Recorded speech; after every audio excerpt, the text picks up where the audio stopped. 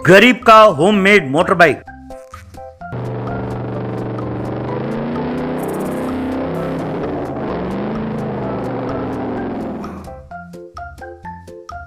अमीनपुरा नाम का एक गांव था। वहां एक मैकेनिक शेड था। उस शेड का मालिक था सुमन।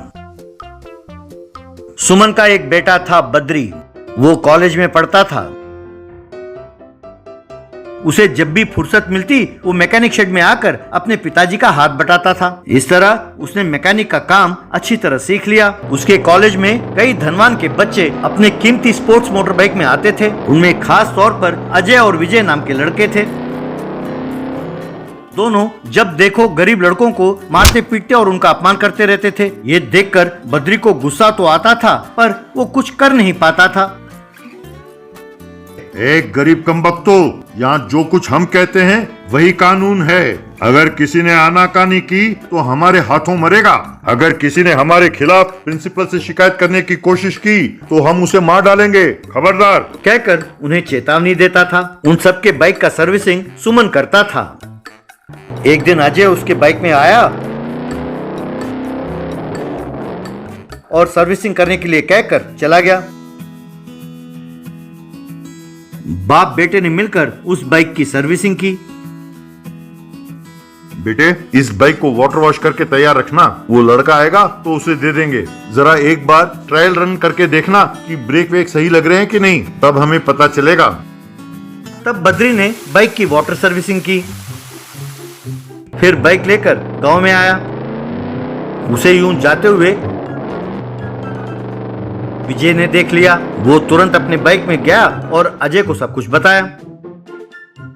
क्या वो मेरा बाइक चला रहा है? उसकी ये हिम्मत, कमीना, उसकी ये औकात, उसने मेरे बाइक को हाथ लगाया। अभी खबर लेता हूँ उसकी। चलो मैकेनिक शेड चलते हैं। यूं दोनों अपने बाइक में मैकेनिक शेड पहुंचे। आते ही अजय ने बद्री को मारना शुरू किया। ये देखकर सुमंत वहां दौड़ा दौड़ा आया। अजय को अलग किया। ठहरो बेटे, क्या हुआ? तुम मेरे बेटे को यूं मार क्यों रहे हो? उसकी क्या गलती है? पूछते हो क्या गलती है? उसकी ये मजाल कि वो मेरे बाइक को हाथ लगाए और उस पर बैठकर सवारी करे। अरे जब बाइक खरीदने की औकात नहीं है तो चुपचाप घर में बैठा रहना चाहिए। ये नहीं कि दूसरों के बाइक पर बैठकर गांव की सैर करे। नालायक कहीं का, निकम्मा। अजय, तुम बेवजह तैश में आ रहे हो। तुम भूल रहे हो कि मैं एक मैकेनिक हूँ। मैं तुम्हारी बाइक को चेक करना चाहता था, इसीलिए चला रहा था, अपना शौक पूरा करने के लिए नहीं। मेहरबानी करके इस बात को समझो। सही है बेटा, अगर गाड़ी चलाकर नहीं देखेंगे तो हमें कैसे पता चलेगा कि ठीक है कि नहीं है? सिर्फ तुम्हारी बाइक नहीं बेटा, हर गाड़ी को हम यूं ही टेस्ट करते हैं, वरना हम रिपेयर कैसे कर पाएंगे बेटा? ये फालतू बातें किसी और को जाकर कहना। हम दूसरों के गाड़ी के बारे में नहीं जानते, पर हमारे बाइक में हमारे अलावा और कोई बैठ नहीं सकता, समझे? इसे तो कोई और हाथ भी नहीं लगा सकता। ये हमारा कानून है। एक तो चोरी, ऊपर से सीना जोरी। तुम्हारी उम्र का लिहाज कर रहा हूँ, वरना तुम पर भी लातें बरसती। ठीक है बेटा, जो हुआ सो हुआ। मैं वादा करता हूँ कि आइंदा तुम्हारी बाइक में हम नहीं बैठेंगे। सर्विसिंग का पूरा 1200 रुपए हुए बेटा। वो पैसे देकर अपनी बाइक लेकर जाओ बेटा। अजय ने सुमन के गाल पर जोर से थप्पड़ मारा। अरे तुम्हें मार जब तक ना पड़े बात समझ में नहीं आती। गधे की तरफ बड़े हो गए हो, पर क्या फायदा? अरे तुम्हारे दिमाग में भूसा भरा है क्या?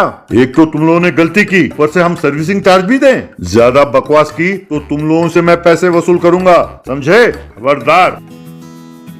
बड़ों का लिहाज नहीं किया, ऊपर से मारा भी। ये तुम्हारी गलती नहीं है, तुम्हारे माँ बाप की गलती है, जिन्होंने तुम्हें यूं बड़ा किया। हमारे माँ बाप के बारे में क्यों बात कर रहे हो? तुम्हारी जान ले लूंगा, खबरदार। क्यों नहीं बात करूंगा, जरूर कहूंगा। बच्चे अच्छे हों या बुरे, इसकी जिम्मेदारी उनके माँ बाप की होती है, जो उन्हें पाल पोस कर बड़ा करते हैं। अगर तुम्हारे माँ बाप ने तुम लोगों को ठीक से पाला होता तो तुम लोग यूं निकम्मे ना होते, यूं सबके साथ बदतमीजी नहीं करते, यूं फालतू के रेस वगैरह नहीं करते। क्या फालतू के रेस? तुम कहना क्या चाहते हो? तुम समझते हो कि रेस करना इतना आसान है? तुम आकर रेसिंग करो तो जाने, तब तुम्हें छठी का दूध याद आ जाएगा। अरे ये कहां से रेसिंग करेगा? अरे इसके पास तो कम से कम साइकिल भी नहीं है। चलो चलो चलते हैं। ठहरो, तुमसे रेसिंग करके जीतना होगा, यही ना? अगर मैंने तुमसे रेसिंग जीत ली तो तुम सबके साथ सही ढंग से पेश आओगे। अगर मंजूर हो तो बोलो। अच्छा, हमसे जीतोगे? ठीक है, तो फिर हो जाए। यूं वे दोनों वहां से चले गए। बाद में बद्री ने शेड में से पुराने सामान निकाला और उससे एक मोटर बाइक तैयार किया।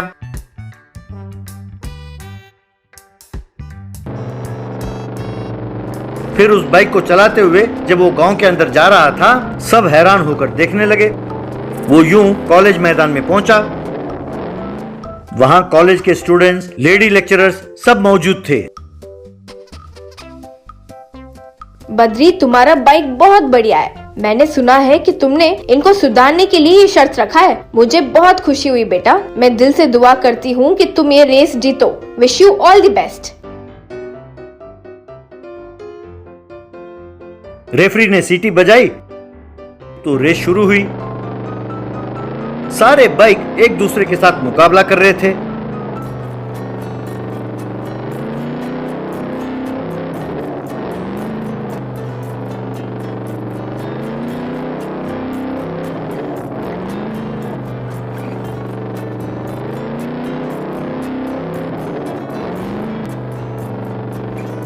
आखिरकार बद्री की जीत हुई। ये देखकर सबने खुशी से ताली बजाई। उस दिन से अजय और विजय सबके साथ सही बर्ताव करने लगे। गरीब वर्सेस अमीर की जिंदगी। पानी। खुशवंतपुर नाम के गांव में लोगों के पीने के लिए पानी नहीं था। उन्हें पीने का पानी लाना हो तो 8 किलोमीटर पैदल जाकर लाना पड़ता था।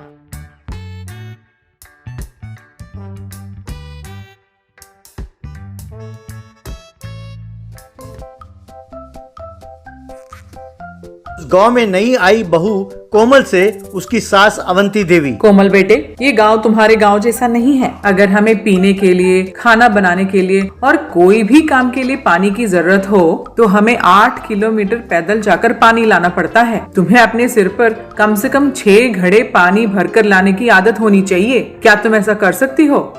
माँ जी, ऐसे मुझे पानी भर के लाने की आदत नहीं है। हमारे गांव में हमारे घर में ही कुआं है, इसीलिए मुझे यूँ घड़े भरकर पानी लाने की आदत नहीं है। अब इतनी दूर पैदल जाकर पानी लाने के बजाय सब अपने अपने घर में कुआं खोद सकते हैं ना माँ जी?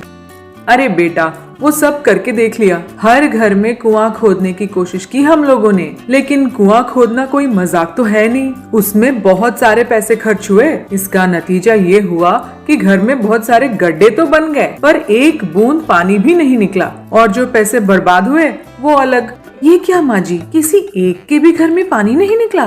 क्यों नहीं निकला? वो जो साहूकार रतनलाल है ना, उसके घर में पानी निकला। सारे गाँव में उस अकेले के घर में ही कुआं है। तो फिर क्या, सब उसके घर जाकर उसके कुएं से पानी ले सकते हैं ना? अब इतनी दूर पैदल जाने की तकलीफ से तो बचेंगे। मैं तुम्हें एक बात कहती हूँ, जरा ध्यान से सुनो बहू। उस रतनलाल की पत्नी सोमाली देवी बहुत घमंडी है। उसे पैसों का अक्कड़ है। वो किसी को भी पानी भरने नहीं देती। हम सब गांव वाले रतनलाल जी के पास गए और पानी भरने की बात तो की, बस फिर क्या, सोमाली देवी ने कुएं का मुंह ढक दिया और उसे ताला लगा दिया। फिर उसमें एक पंप लगाया और वो अकेले ही उसमें से पानी भरते हैं। दूसरे गांव वालों को पानी भरने नहीं देते। तो ठीक है, हम सब रतनलाल जी के पास जाएंगे और उनसे विनती करेंगे और उनके नल से ही पानी भर लेंगे।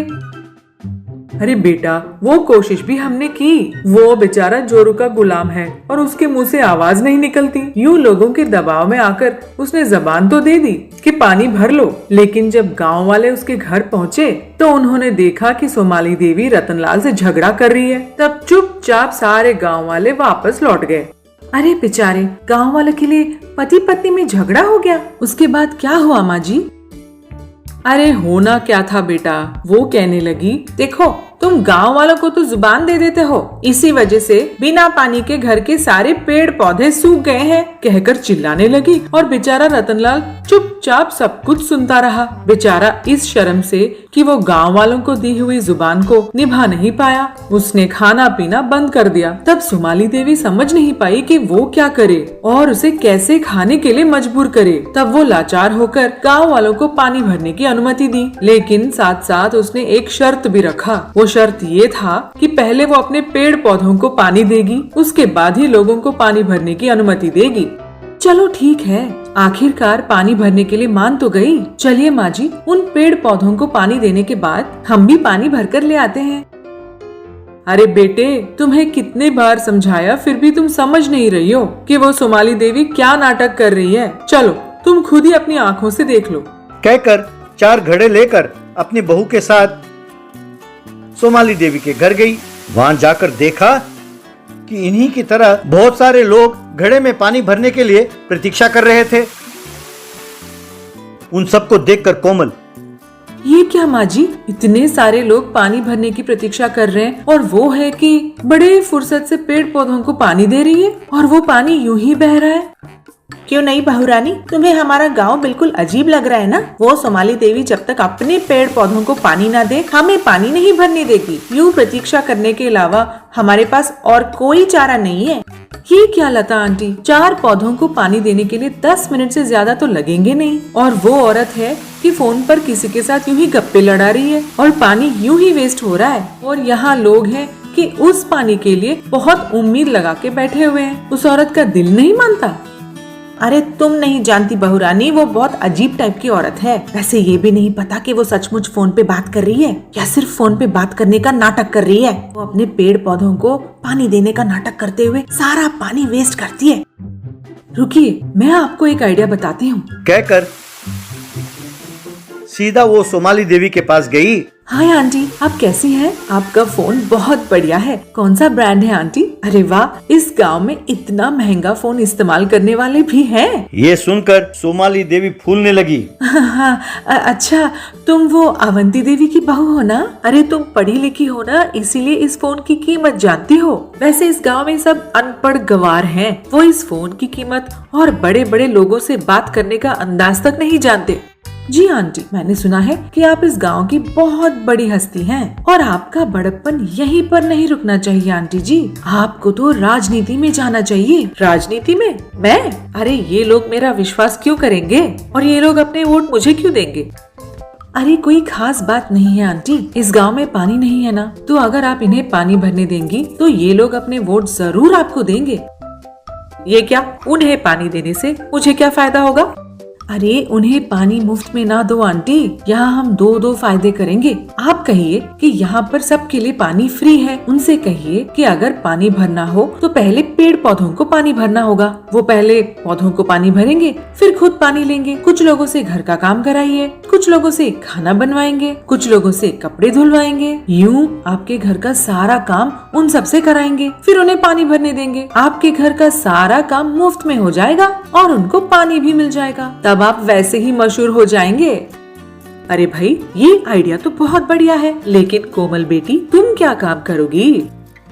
अरे वाह, इसने तो बहुत जल्दी पकड़ लिया। अरे आंटी, मेरा क्या, मैं तो आपकी राजनीति में सलाहकार बनकर रहूंगी। आपको ऐसे बढ़िया बढ़िया आइडियाज दूंगी। अरे वाह, ये तो बहुत बढ़िया है कोमल बेटे। मैं बहुत जल्द राजनीति में खूब आगे बढ़ूंगी। प्यारे गांव वालों, कल से आप मेरे घर में पानी एकदम मुफ्त में भर लीजिए। ये सुनकर लोग खुशी से पानी भरने लगे। सब ने कोमल को धन्यवाद कहा।